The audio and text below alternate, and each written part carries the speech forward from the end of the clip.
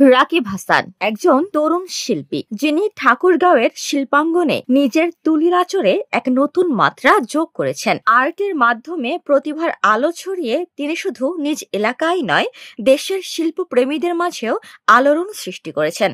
একদিন নিজ জেলায় বড় এক্সিবিশন করবেন, এমনটাই স্বপ্ন দেখছেন এই তরুণ চিত্রশিল্পী। এক্সিবিশন হয়েছিল আমার পেন্টিং এর উপর। আমাদের কিছু স্টুডেন্ট আছে, বাচ্চারা আছে, ওদের পেন্টিং সহ একটা ডিসি পার্কে এক্সিবিশন হয়েছিল।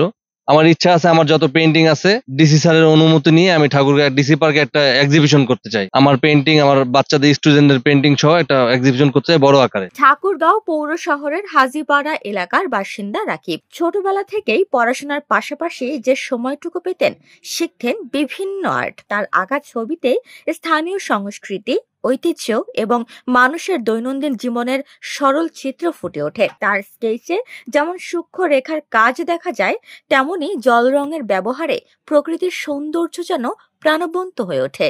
অনেকেই আর্ট টার্ট করতো, এদের দেখে আমার এই একেবারেই ছোট মানে 1-2 থাকা অবস্থা তখন শুরু করি জাদু স্যারের কাছে। ঠাকুরগাঁয়ে যে জেলা স্কুলের টিচার খাদেমুল ইসলাম জাদু, ওনার কাছ থেকেই আমার শুরুটা। তারপর ইন্টার পাস করার পর আমি ইউডা চারুকলাতে ভর্তি হই। ড্রয়িং এন্ড পেন্টিং নিয়ে অনার্স করেছি। তারপর থেকেই মানে অনেক বছর করোনার জন্য গ্যাপ ছিল, তারপর হঠাৎ করে পেন্টিংটা শুরু করলাম, যে ভালো লাগতেছে এই জন্য করতেছি।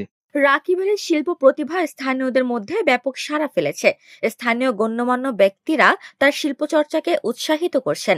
রাকিবের স্বপ্ন তার আর্টকে দেশের সীমানা ছাড়িয়ে আন্তর্জাতিক পর্যায়ে নিয়ে যাওয়া।